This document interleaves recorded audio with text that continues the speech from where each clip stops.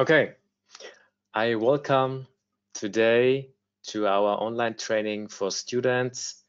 I'm very happy that we can do this today for you because in our opinion, you are the future engineers and therefore it was the decision from Dlubal to invest in the future. And I'm very happy to moderate and also be the moderator of today's online training. So today, part 4 of our RFEM 6 series for students. Today we do the introduction to steel design.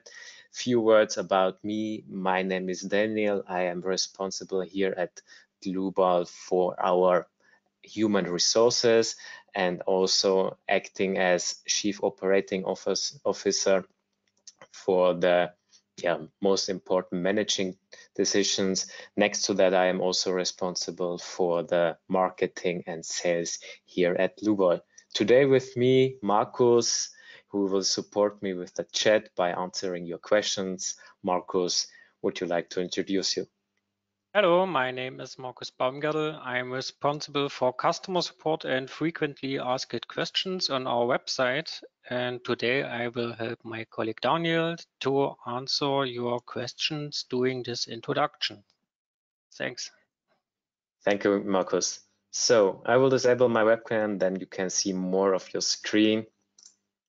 So I will lose a few words about that technical platform, GoToWebinar. So for those who are visiting or attending the webinar for the first time, you can show or hide your control panel here, adjust your audio settings. So for those who can hear us, check please your loudspeakers and please ask questions. If you have any questions, Markus will answer you these questions as good as possible.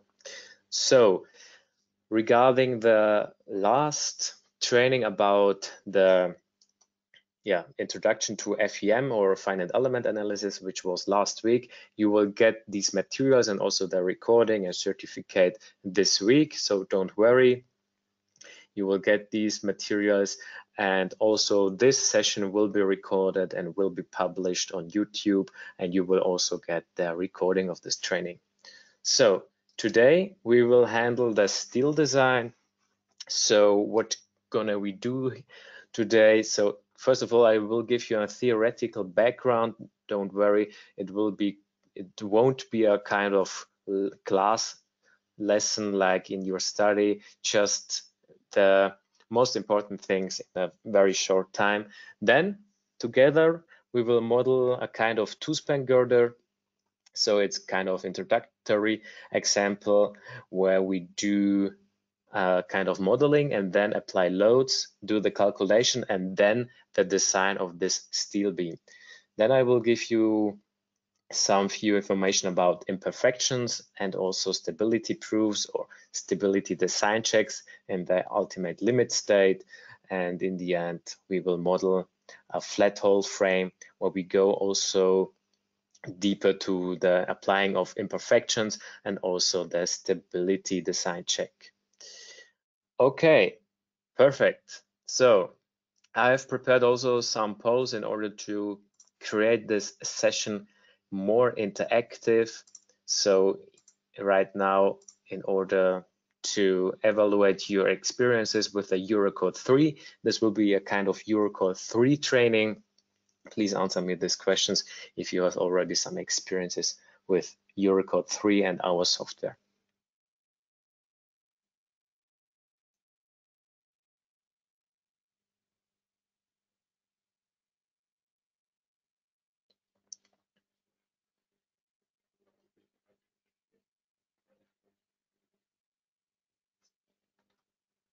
Okay, let's take a look to the results. So yeah, most of you have chosen that it's very new and or you have not so much experience. So today this training is perfect for those guys who want to get a rough overview and rough insight into the design of steel structures in RFEM 6. Perfect. Okay, so what I choose the right one. So now, okay, so what do we have for products for design according to Eurocode 3? So we have the basic add-on style design, and the big advantage here is that you have all international standards included. So when you would like to perform your style design according the Eurocode, then you can do this, or the American standards, also possible, or kind of Swiss standards, also possible. So this is the add-on we will cover today. You have already learned some other add-ons like our section, our structure stability, and also the nonlinear material behavior. On top of that, we have also another add-on like torsional warping. The warping torsion add-on considers 7 degrees of freedom and allows you to consider cross-section warping as an additional degree of freedom when calculating members in RFEM or in SR-step.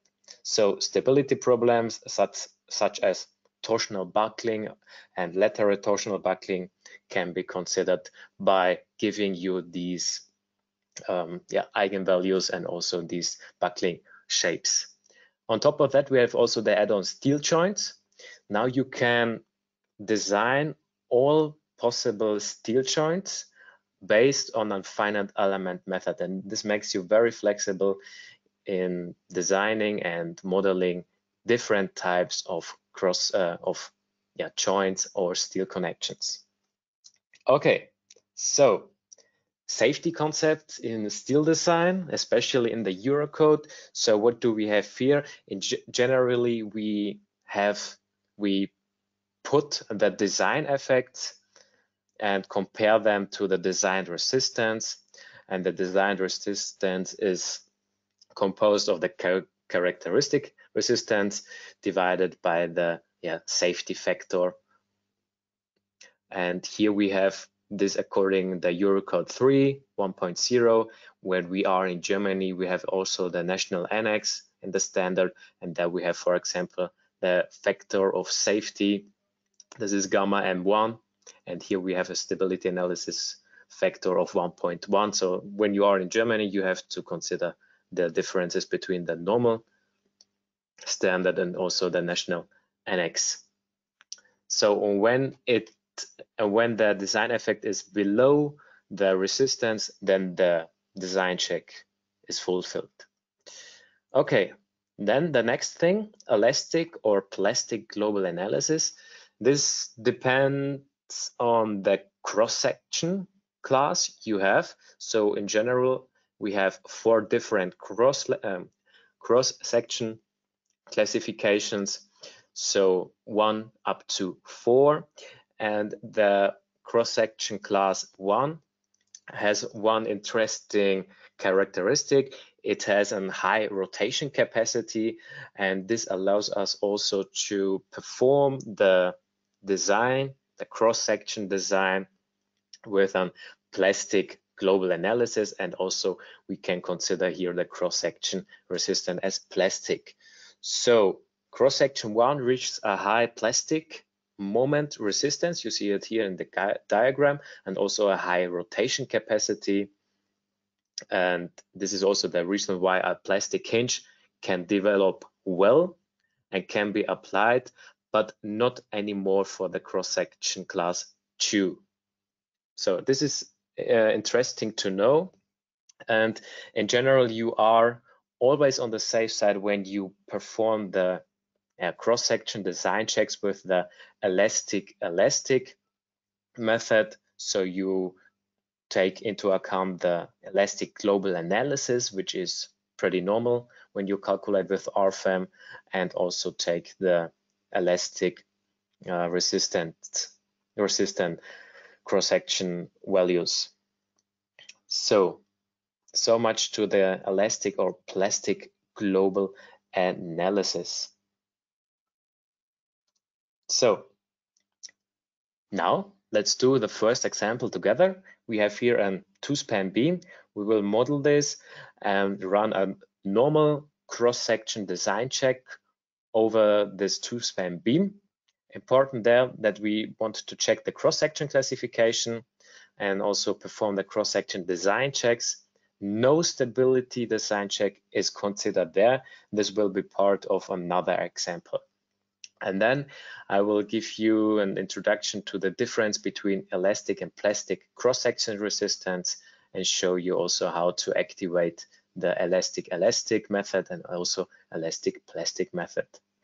Okay, so let's jump right into it. I will open RFEM 6 and create a new model. So for those who would like to model with me, now it's the right moment to do that. I click here on File, click here on New, and enter here a name, two-span beam. I refer to my two-dimensional plane view, so this one, exact and plane stress. And now it's important to activate the add-on steel design. So every time when I want to design different materials, I have to activate the design add-ons. I activate this, and now I have to jump to the next register, standards, and here I have to choose the standards for which I would like to consider my design. So standard group Eurocode, because we are here today very international. I leave this setting like here. So I refer to the general Eurocode, also the standard group for the load wizards, and also the national annex for the steel design. Yesterday I did it with the German audience, and that we have chosen the German national annex, but for this day it's okay when we choose the European. Okay, I click on OK. So, and now I refer to my view in the opposite of the global Y direction, and I create my first cross-section. So for this simple example, we create one cross-section. This will be an IPE 550 profile. So I go here to the symbol bar, click here on new single member, and choose here a section. I have already created this section IPE 550, but for those who would like to model with me for the first time, no problem, I will create it again. I click here on create new section. And the biggest advantage now here in RFEM 6 is that we can search for a cross-section or profile. So I enter here IPE 550, and now I can choose from the list here, and I choose this one, Euronorm, and I choose here this material S235. It's the same. So to create this one, it's the same behavior like for the creation of new sections. But I will also take here a deeper look, because when I activate the add-on steel design, a new tab appears here in the materials, and I see here, for example, these safety factors or these partial factors for materials. And this was one of the PowerPoint slides where I have shown it to you. So here we have these different gamma M values, gamma M1 for stability failure and so on.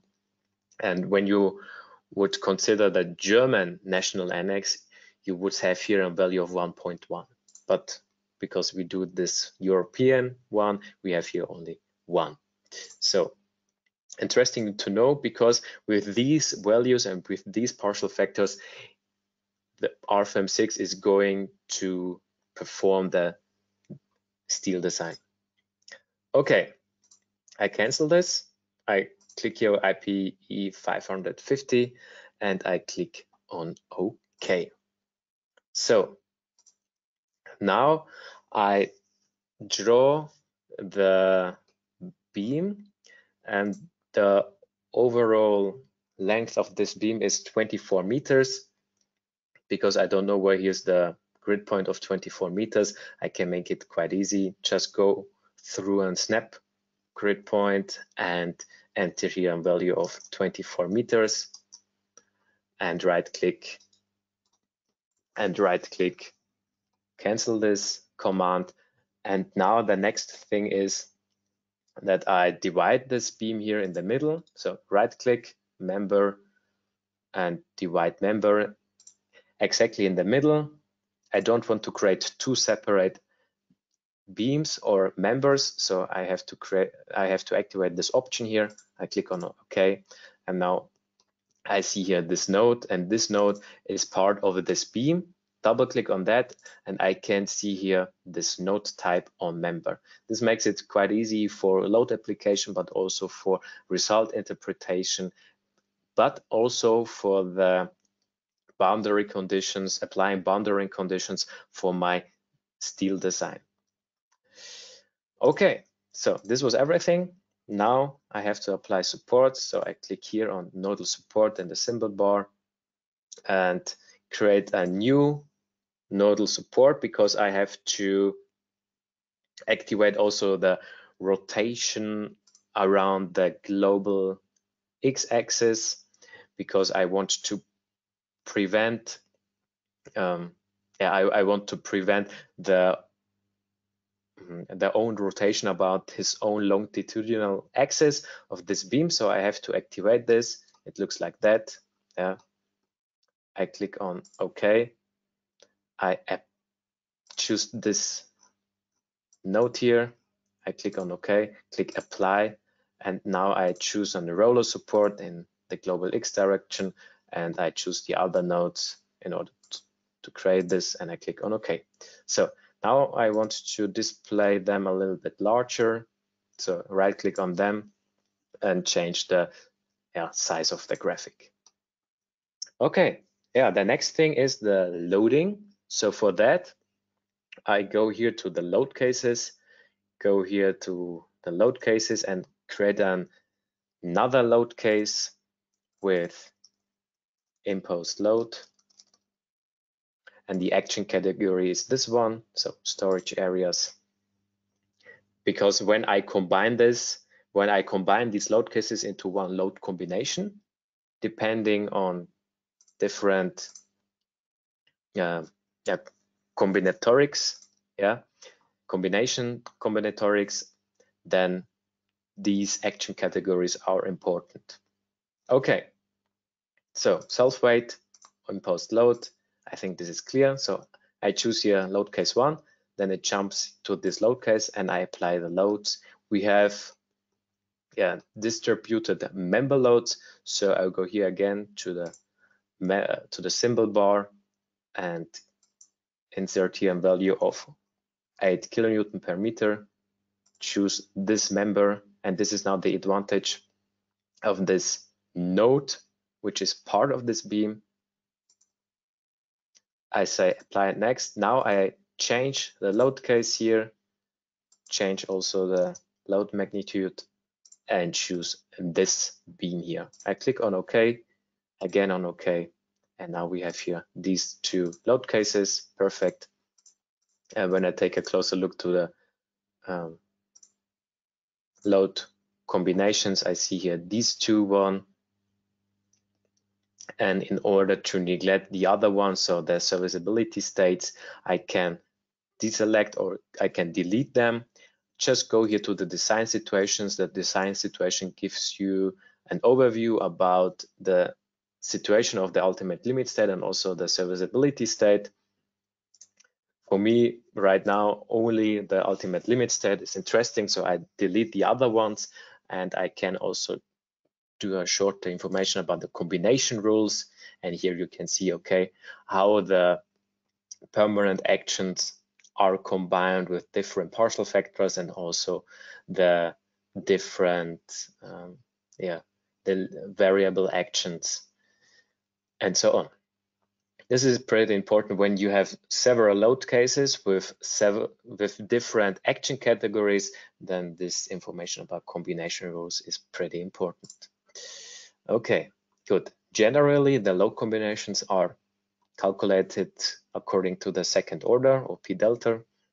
So I make the force equilibrium to the deformed system. And this is pretty important. We have already learned this in the first, also in the first session of our online training series. So remember that. So here, these two load combinations, also with different partial factors or safety factors, 1.35 and 1.50. Okay, I say okay.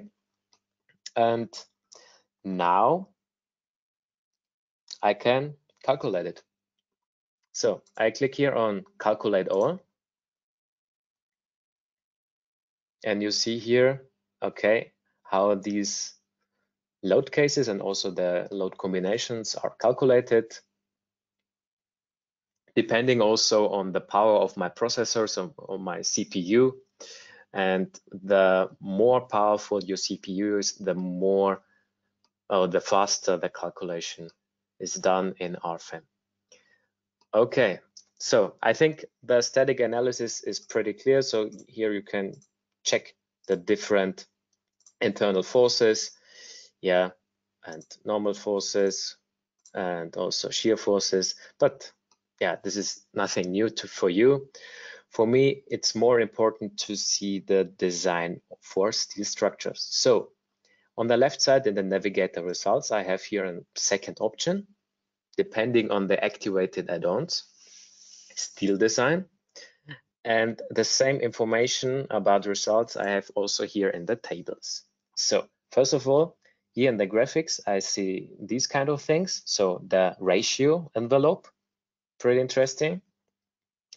And also in the table below at the bottom, I see a kind of overview. Okay, so what can I see here in the overview? At first, a kind of warning or arrow, because no effective lengths or boundary conditions are designed for my stability design. But this doesn't matter.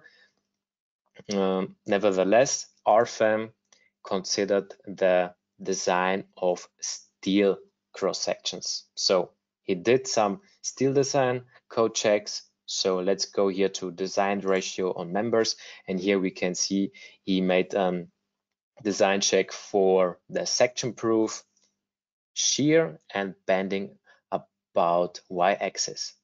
In this case, it is the design ratio by the design situation, but I can also take a look and choose here the design ratio by members and also by the location. Then you see here at every location where he did the design. So much to that. And now let's come to I would say to the best thing here in RFEM 6, the output of this design formula. Because when you are a student and you calculate the same thing right here now, you would like to compare your results with I would say with a structural analysis program like RFEM 6, and you don't know how to see if the results are correct, but RFEM 6 offers you the possibility to see exact the way of performing such a steel design. So double click of one of these proofs, or activate here the design check details in the symbol bar of the tables. Click on this bar of the symbol, and what you can see is here the perfect described and explained design check according to the Eurocode. On top of that, also the reference to the line or an equation of the Eurocode, and now you can compare it to your calculated results. And when I was student, I missed that so much in other programs, and now we have finally it in RFEM 6, and it's so a huge advantage for you students in order to calculate your hand calculations and then compare your results with RFEM 6. So let's check what we have here. I will go through this thing here. So at first we have here the material properties. Based on the material we have chosen for the design. I think, yeah, pretty clear. on top of that, also the whole section properties in order to calculate the stiffness. And next to that, also the design internal forces. So with which internal forces we go to the steel design. And now we have here the design check, in this case, the shear and z-axis. So we have here the design shear force resistance with 980 kilonewton. And also then the design component for the shear force and so on. And also here the design check ratio. This is pretty interesting. Now I can also change to the bending about the y-axis. It looks like that. So we see here the design bending moment, the yield strength, and so on. And this makes it very attractive for you students, because the program is no black box. You see what was done in the program, and this will give you always a very good overview about the proof of this steel structure. So now let's go to the section classification. We have an IPE profile 550, and normally these cross-section classes are considered automatically in RFEM 6. So we have here different subpanels. I will come to that later on, where we find these subpanels, and here he performs the different the cross section classification. And we see here, okay, for that design, according to our internal forces, we have here this class 1. So it's very important to consider this C to T ratio. So in this case, we have here this 42. We have here these different CT limits for class 1, 2, 3. And when this CT ratio is under the or between these limits, then these cross-section class is determined automatically. In this case, it's below this 72, so we have class 1. Okay, and we see here, okay, this is both sides, so this is the flank of this structure. Okay, now how can I see these different subpanels?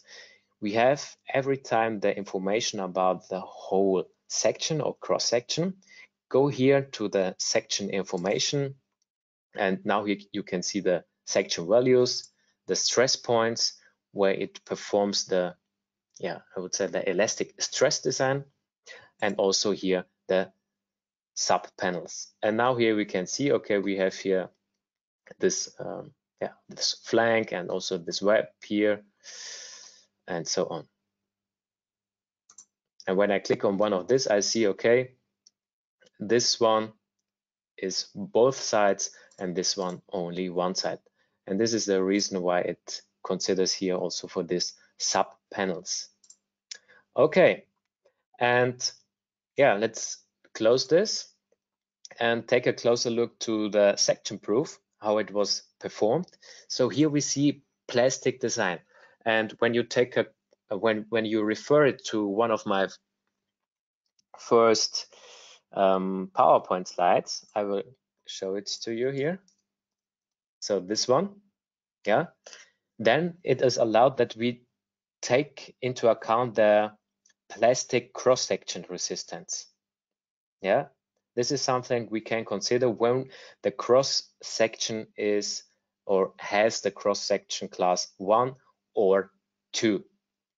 So whenever you have the possibility to do this, then consider these different cross-section resistance. So plastic when you have cross-section classes 1 or 2. When you perform when you would like to perform your elastic design, so with elastic cross-section resistance for bending moment, for example, or shear resistance, then you can also change this. So again, I go here to the bending moment, and here you can see, okay, the design moment resistance and plastic, you see here, okay, 655, because we can't perform the plastic design. And RFEM normally calculates or considers these cross-section classes automatically. Where I can see, where can I see this? When I go here to the input data and go here to the sections, here I find the section classification, and for this IPE 550 profile, it is automatically determined. But I can also choose here different classes. So normally in the study, I perform some basic elastic stress designs. So now I want this also to consider here in RFEM. So now I have here several possibilities. I would like to show you one possibility. On the left side of the data navigator, you find, when activating the add-on style design, two additional objects, or two additional folders, I would say. Okay, so we have on the left side types for the style design. This will be important when we perform our another example, effective lengths, boundary conditions, and so on. And then we have also the style design, where we can do several options. So, and here also the ultimate configurations. So, and now it becomes important, because now we want to change the default situation, the default settings. So right click on that, edit, and here you find several information about the design parameters, also an additional tab for the stability. When this is checked in order to perform stability design, standard, the standard is that it's normally checked. On top of that, we can also activate the elastic design also for class 1 and class 2 sections. So I activate this, and this ultimate configuration is part of the beam of this member.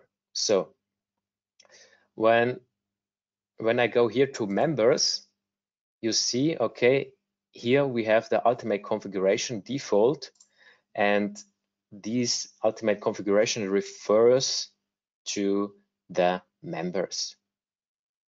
Okay, now let's do the style design again. And now you see also here we have another value, another result for the ratio. I go here again to the design ratio on members, and now you see here, okay, the section proof was done, but with an elastic design. Let's go to the elastic design. And here we see the design check ratio, okay, but now we have here not the plastic design with the plastic moment resistance. Now we have here a normal stress, or an elastic stress design with the ratio of the axial strength and the axial stress. So, and this is the difference. Okay, and now you can also see the stresses on the section. So let's go here to diagram and section. And now you can see here the diagram of design ratio, but also the stresses. So here we have the sigma x, so the normal stress due to bending moment about the local y-axis, but I can show me also the shear forces. So pretty interesting. And in order to see maybe the different points where this design was performed, I can also activate me here the different CT parts for the cross-section classification, but also here the stress points. Here you see the stress points. And the stress points you can also activate here. Oh, sorry. Yeah, so much to that. Okay, good. this was a very easy, I would say cross-section design check, and I have prepared one more pose in order to summarize now this chapter.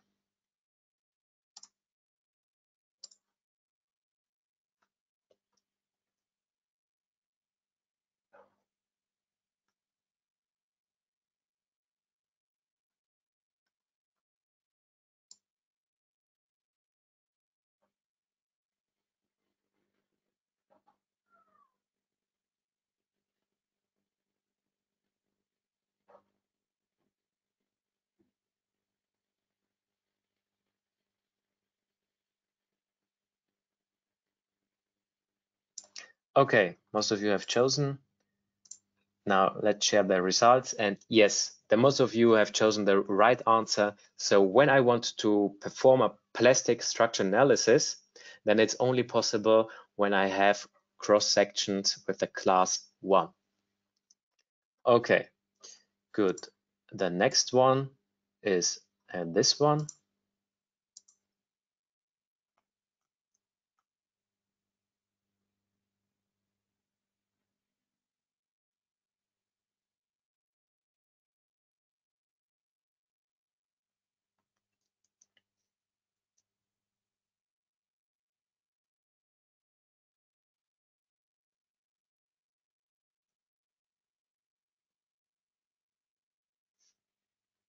Okay, let's close this, show you the results.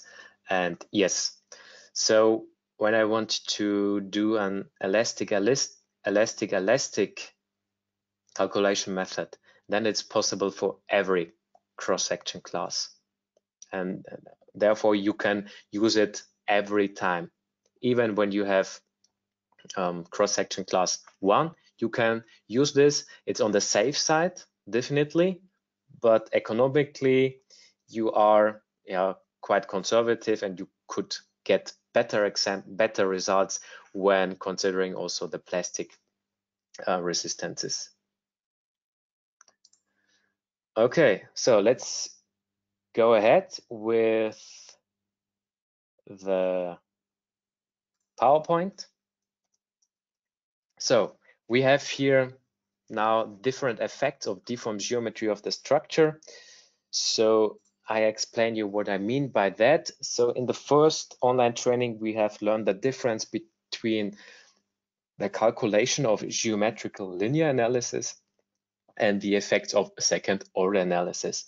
So, and this makes a very important role in the whole topic of imperfections. So let's take a look.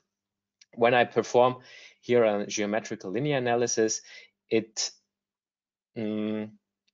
makes no difference if I have here a slender column or really thick column. The results are, according to a first order analysis, the same. But when I perform a second order analysis and I have here a very thin column and on the right side a very large column, then it makes a difference, because the slender column receives significantly more bending moment at the base point, since the head deformation is also much more. Therefore, the proportion of additional moments due to the compressive force is larger. And this is something you have to consider. For thick profiles, it makes no huge difference, but for very slender columns, it makes a huge difference, and this is normal in the design of steel structures. So, and then we have also the critical load factors. So when you have a critical load factor bigger than 10, you don't need to consider second order analysis effects. But when it's between 1 and 10, you have to consider it in order to consider these effects. And then you have to calculate according to the second order analysis. And this is pretty important to know, and you have to know this. And and the critical load factor is the ratio between the critical load and the existing load affecting this building or affecting this structural component. Okay, why I tell you this?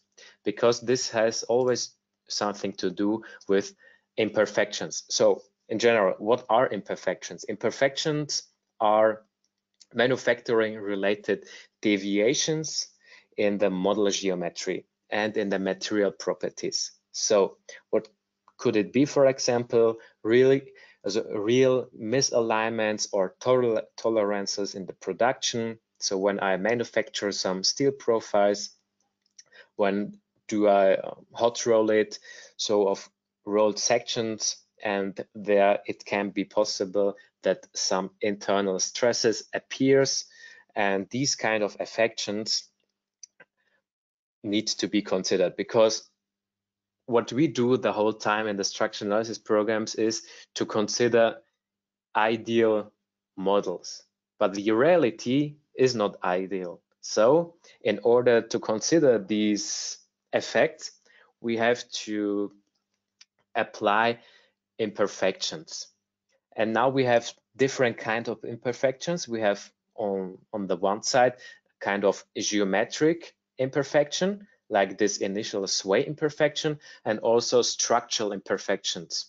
And both are taken into account as equivalent geometric imperfections. So we summarize these two different into one geometric imperfections. So on the left side, we have here this initial sway imperfections. So this is applied on the structure and considers an inclination of our whole structure. So it's a kind of global imperfection, and there we consider a default value with 1/200. When I have here additional effects like the height and also the rows of columns, I can make it smaller, this value.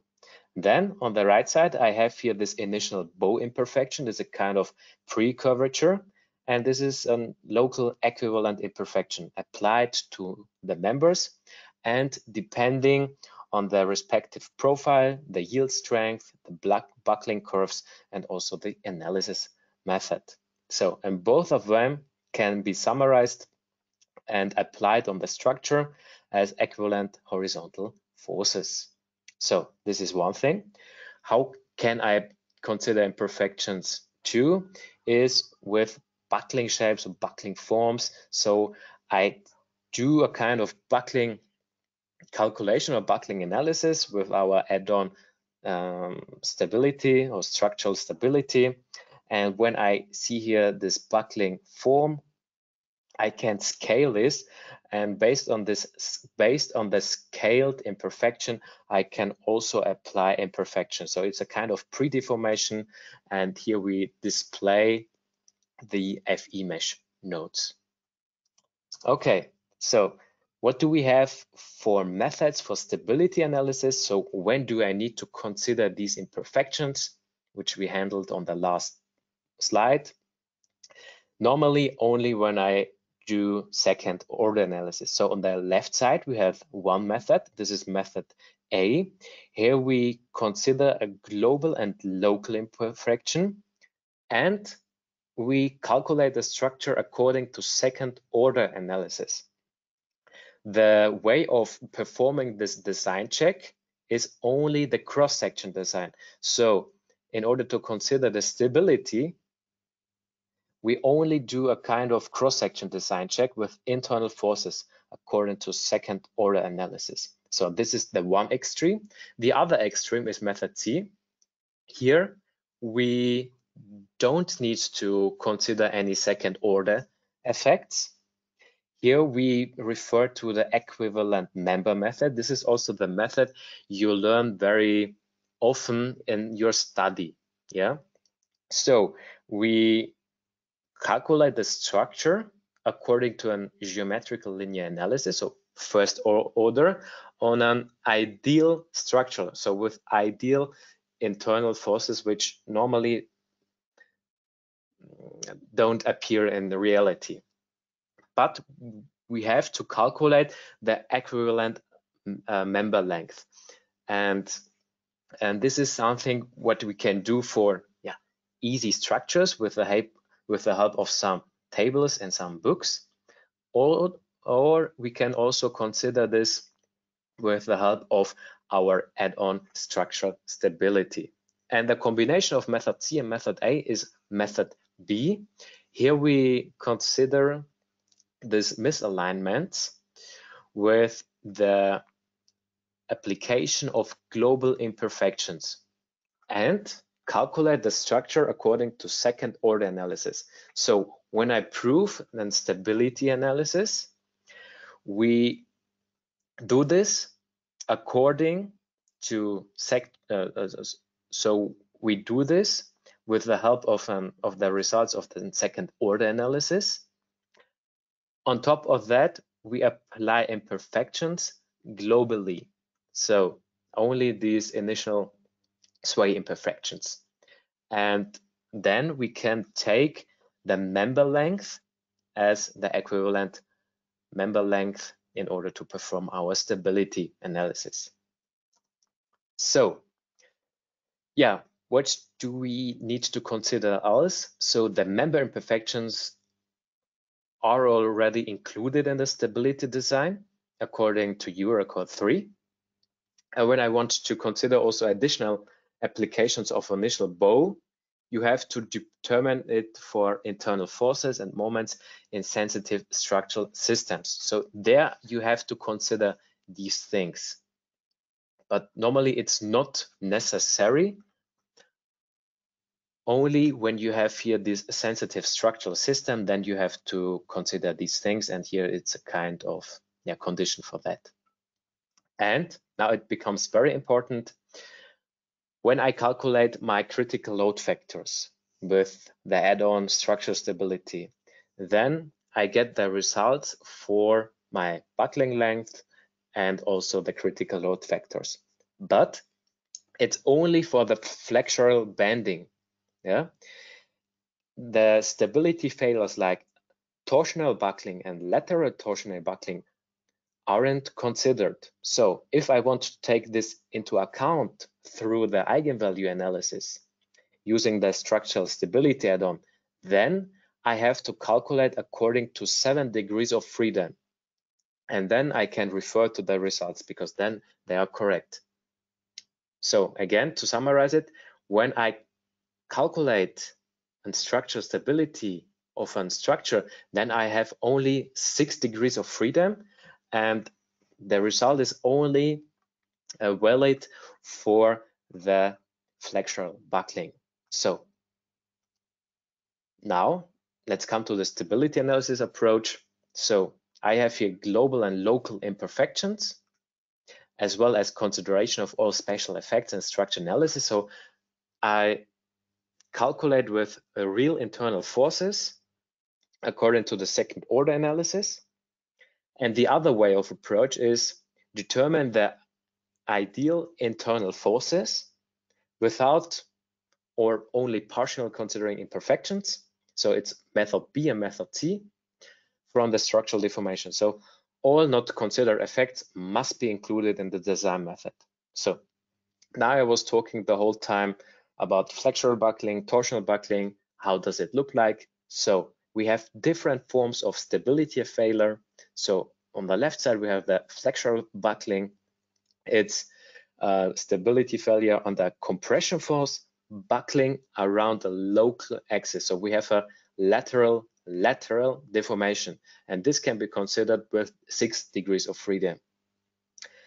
Now let's come to the torsional buckling. So the torsional buckling appearing on point symmetrical cross-section, such as this cross-section.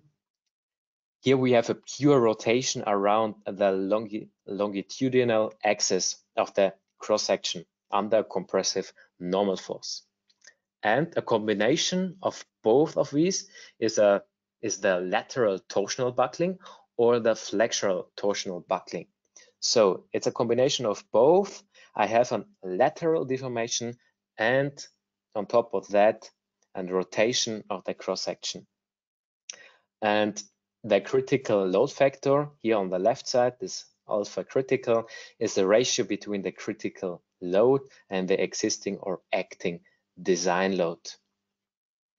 Okay. Now let's come to the example. We will model a flat hole frame with this kind of information. I will model it quite fast because we are now quite good in time. And then we do here kind of stability analysis. So let's go here to RFEM 6. I will delete the whole thing. I will create a new example, remain here in the 2D plane. I create, I have to take a look to my notices. Okay, so first of all, I will create a column. It has a section of HEB 300. I click on OK. And the height of this column is 8 meters. And now I create another sections. I go here to the data navigator. I click here on edit, and I want to copy this IPE 550 profile. I have already copied it here and put here 550.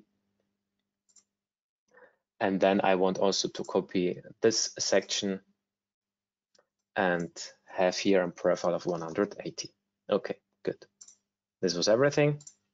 So, and the next part is creating here the upper beam. So create this one section and create here IPE 540. It has a length of, well, let's take a look, 50 meters. Now I can easily per drag and drop copy it from one side to the other side. And the next part is that I want to connect here an additional frame, an hinged frame. So I choose here the whole beam, model it from there to there, edit here the coordinates to 12 meters because it's shorter, and then create a new column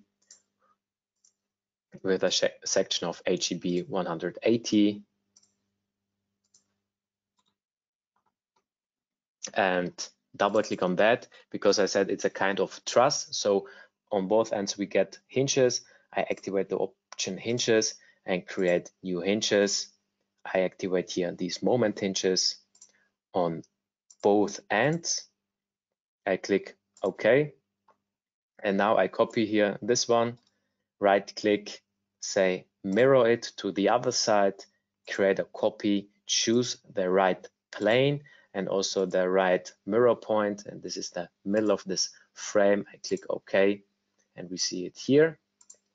And now what I have to do is when mirroring something, I have also to check if the section has the right rotation angle. And in this case, I have to change it to 0. I click OK. So I select here all these bottom nodes, assign them here and support, nodal support. And now I want to divide here these members. Right click, members, go here to divide member, intermediate nodes. I choose here 4 because here on these nodes I want to apply nodal forces. And I do this here for the other ones.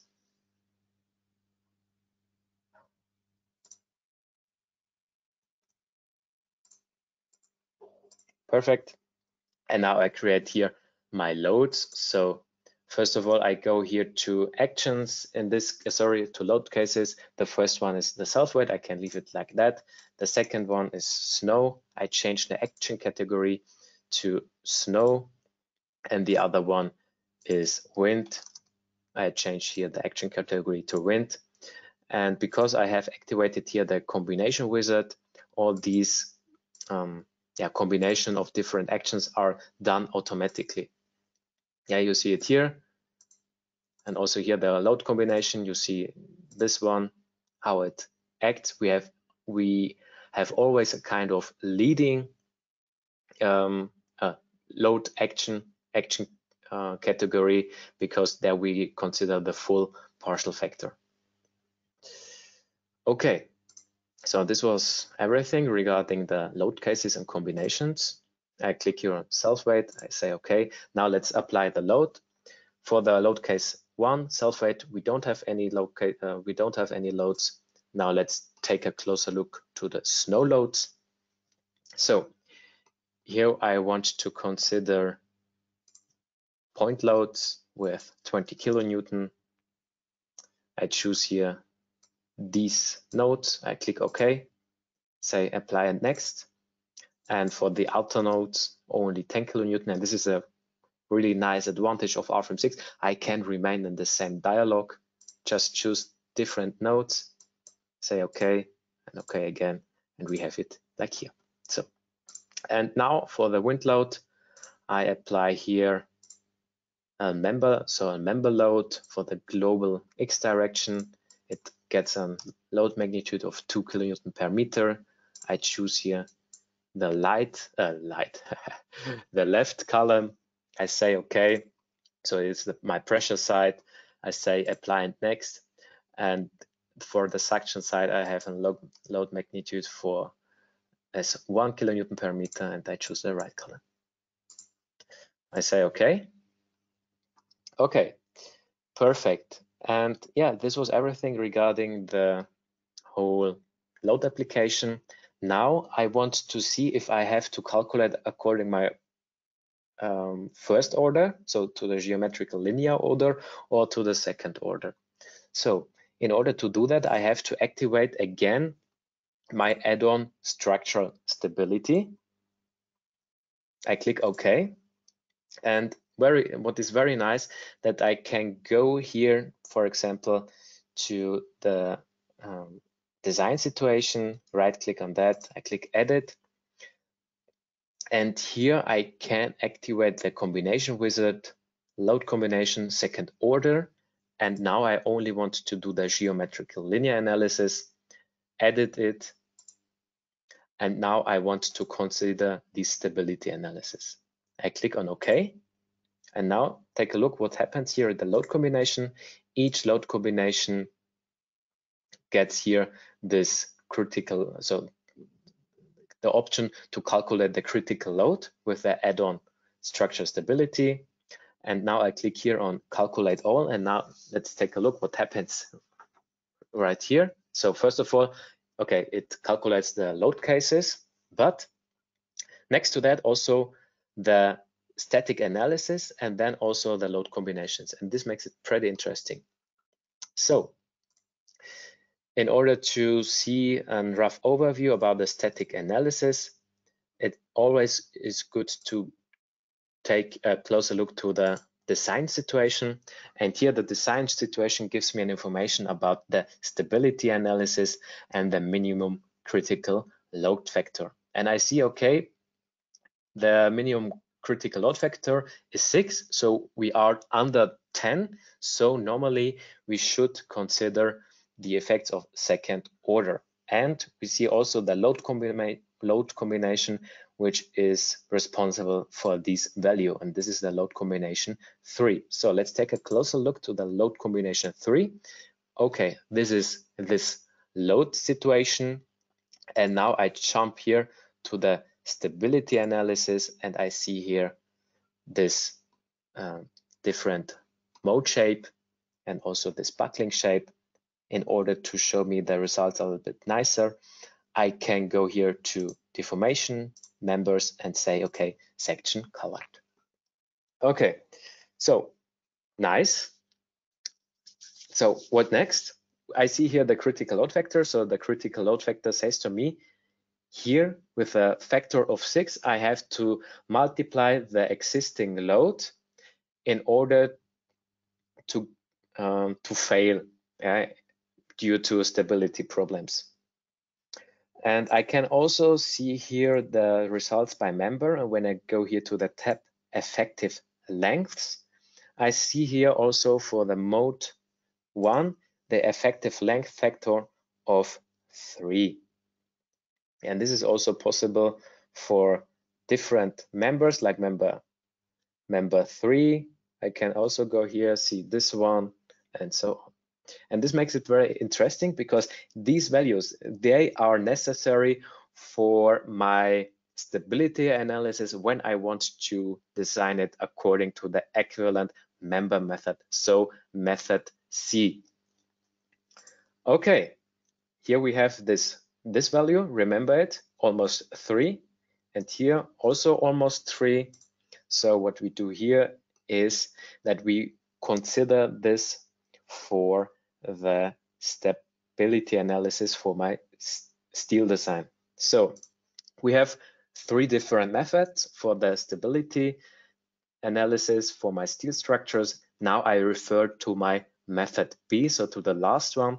And as you can remember, there we don't need to consider any second order effects, but we need to consider the right buckling lengths. Okay, how can we do that? Generally, every member has design properties. Yeah, when double click on one of the member, I see here the design properties. And when I activate the add-on Steel Design, it opens the option for design properties and also additional tabs in order to define several types of design. And there I can say that I want to assign effective lengths, boundary condition, or also shear panels and so on. And now I want to consider this. So for this column, I have here a buckling length or a buckling factor of 3. So I create here a new one. Now this new dialog opens and I can say, okay, how should the whole thing be determined and which effects should be considered. And now we can see here also torsional buckling. For that, it should be considered lateral torsional buckling, and especially the determination of elastic critical moment. So for the lateral torsional buckling should be done by the eigenvalue method. Okay, now how we can assign that? Click here on the tab Nodal Support and refer here to this one. Yeah, but in this case it's like that. So we have here node 1 and node 2, and then let's give here the factor of 3, and this was everything. I click OK. I say yes, and now you see here these kind of supports, but these supports are not globally setted. They globally set. They are only on the member who has these design type configurations or design type boundary conditions. I click on OK. And in order to show you these supports,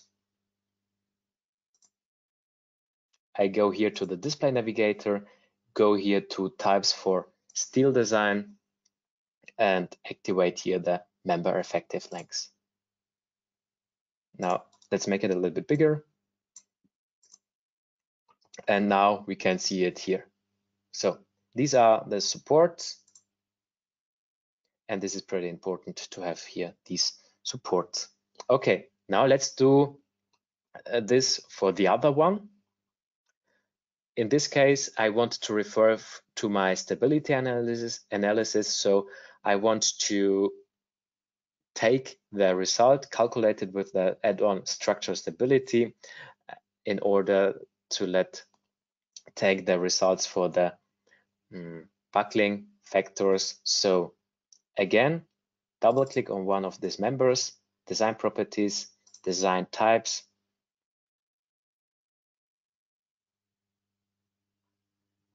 and go here to create effective length. And now I activate here the option import from stability analysis. And now I can choose here this stability analysis. I refer to my load combination of 3, mode number. Yeah, this is this one. And the member is this one. And now this is the 2.89 for this principal axis. So yeah, because I only consider the effects in plane, not out of the plane, the about the z-axis is not important for me right now. So and now I can also create another effective length where I refer also to the same values. So I I go here again and perform stability analysis. Okay, say load case 3, but in this case for this one, here we have this axis, and now I have now I have to refer it to my member. I say okay, click on OK, but in this case it's the second one, and now we see it here. And for those things, we have now here another where we do effective length here, the third one. Now let's edit it, assign it to this one, and also to this one. Okay. And the last one is here, the upper beam. Yeah, the upper beam. And for that, we do the same one. So I double click on one of this one. Oh no, well, let's do this another way. I go here to the effective length, create a new effective length, and say, okay, the nodal supports should be automatically detected by this member. So now you see here, okay, we have here different intermediate nodes, and I don't have to put them manually. They can also be detected automatically just by selecting the correct member. Now I want to have a lateral support, so activate here the fixed in Y direction, the upper flank, and let's do this also for the other ones.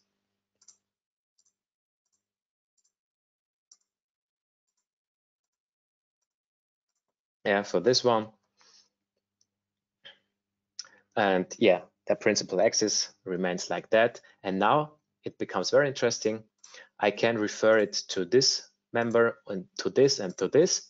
And although they have different lengths, it doesn't matter. These intermediate nodes are detected automatically. So you see here, okay, it fits. Yeah. I say okay. And now you see here these boundary supports, boundary conditions. And now I can say, okay, let's perform the stability, let's perform the steel design. So I say, okay, steel design, please perform it. And then you will see the stability design, and now it works. Yeah, and this is a huge advantage because in order to consider the stability effects, you have also to add effective lengths or boundary conditions. So, and when I have to add effective lengths, this is for the effective equivalent member method. So now, again, the huge advantage for you is double click on one of this proof, and now you see the longest the longest design check in the whole structural engineering field, because this is the bending and buckling check of steel structures. Yeah, and now you see here different results and values, and you can compare it with your own results. Yeah, pretty nice. Okay, this is one method. This was the equivalent member method. Now let's do another one. So let's do the method B. Therefore, I choose all these.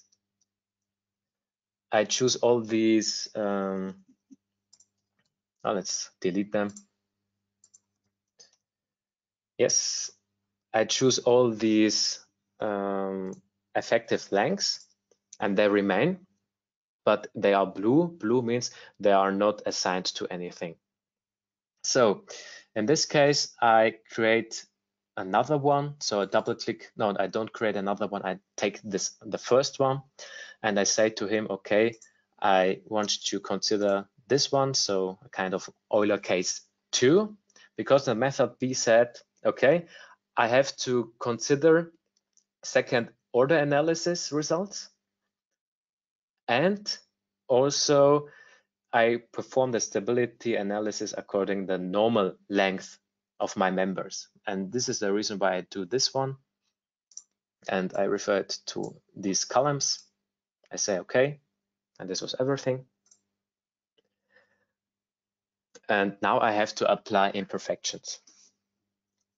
Let's take me a closer look to my notifications. Okay, perfect. Now we have different possibilities of application of imperfections. So how can we do that? In RFEM 6, the imperfections are already considered into the main program. So create here a new imperfection case, say new imperfection. And now I want to create local imperfections. I say they should act in the global X direction. So this is the name. I say, okay.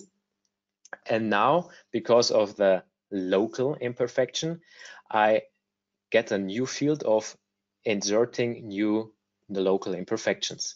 So I click here on member imperfection and say new member imperfection.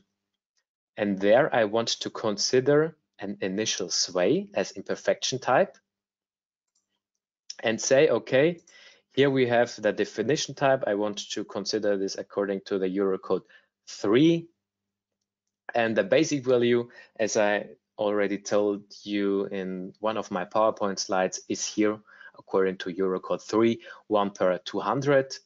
And now I can reduce this factor by giving him the right conditions. So in this case, the structure height. So I choose the member height or the column height of this, and the number of columns in one row is 1, 2, 3, 4. And you see, okay, the initial sway, the value is now 1/350, and I assign it to these columns. I say okay, again on okay. Now I can show me the imperfections. This is one way of application of imperfections. The other way is that we refer also to buckling shape. Yeah, so I delete this again.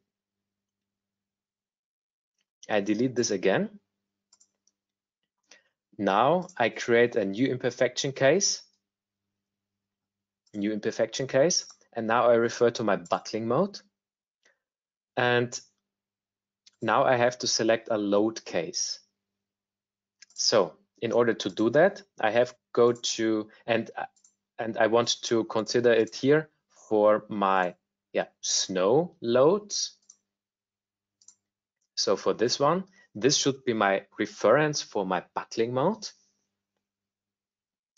because here we get normal vertical, full vertical forces. So I go here to edit active load case, and here I calculate the critical load. Also again with the structure stability add-on, I say okay, I say yes. And now I go again here to the imperfection, create a new imperfection case, and my imperfection type is now the buckling mode. And here I select the load case, and the load case is in this case load case 2. Buckling mode number 1 is the right one, and the imperfection direction should be in the global X direction with an imperfection magnitude of 0.02. Why this value? This is nothing else than these 1/350 times the height of my structure. Yeah, this is 8 meters, so 100 per 350. What we have in the local imperfection times the height of my structure is here this imperfection magnitude of 0.02. Now I leave it like that. I say okay. Now I see here this imperfection case, and I can also see the inclination of my structure. So let's show me the results, and we say okay, the FE mesh nodes should be deformed and 20 millimeters. Let's take a closer look to the global deformation, and here we can see okay, here we have a global deformation of 20 millimeters. And now based on that, we refer now our load combinations according to the second order analysis. So what I have to do again is I go here to the design situations, right click, edit, and now I want to consider here the second order analysis without any stability analysis, but consider the imperfection cases. I click OK. Now let's take a closer look to the load combinations. And here we can see these load combinations, which considers the imperfection. And this is the way I want it to have. So I click calculate all.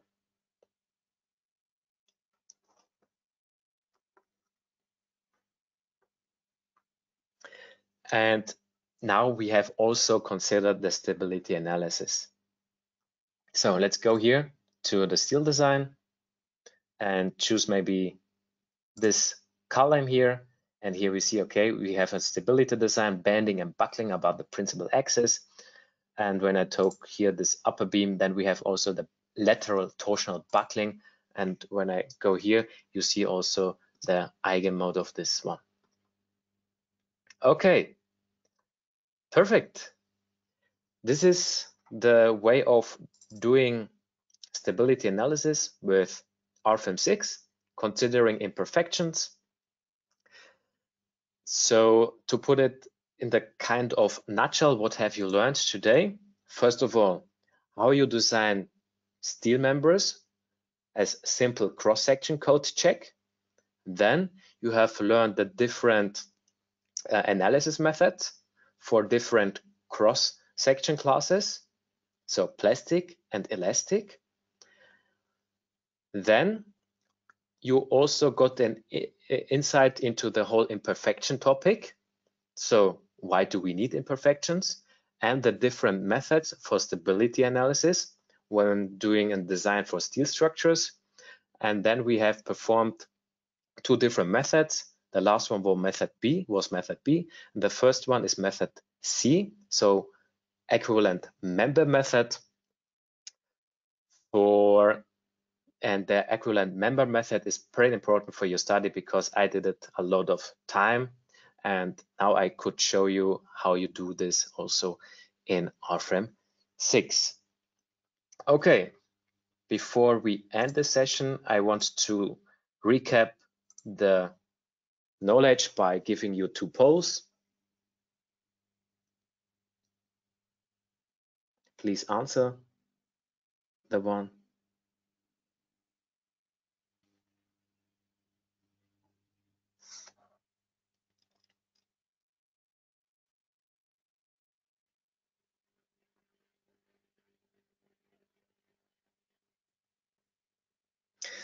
Okay, most of you have chosen. I close the poll, share the results. And yeah, remember, when you want to consider buckling shapes in order as application of imperfections, then the normal structure, the structure stability add-on in RFEM 6 considers only 6 degrees of freedom. So only flexural buckling is possible. Yeah. If you want to consider the other ones like torsional buckling and the combination of torsional buckling and flexural buckling, so the lateral torsional buckling, then you have to do this with 7 degrees of freedom.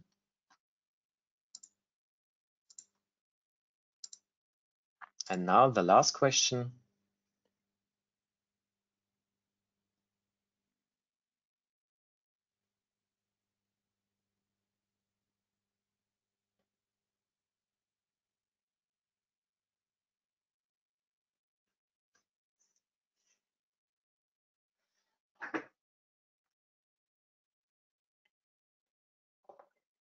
Okay, perfect.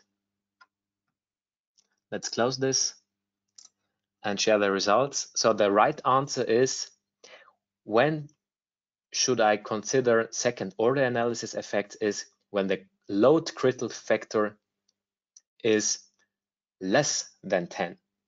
Yeah, so between 1 and 10, when you see, okay, I have here kind of a 7 or 8 as critical load factor, then I have to consider a second order analysis effects. So I have to use these results with second order analysis. Okay, this was everything from my side. Markus, anything from your side? No, there aren't any unanswered questions on our chat at this moment. I think all is okay. Okay, thank you, Markus. So I would like to thank you for your attention. I hope you learned something new which will help you for your study, but also for your future work when you are working in an engineering office and you are using our structural analysis programs. With these words, I wish you a nice week, stay healthy, and I hope we will see us next time when doing the online training for concrete structures. Goodbye.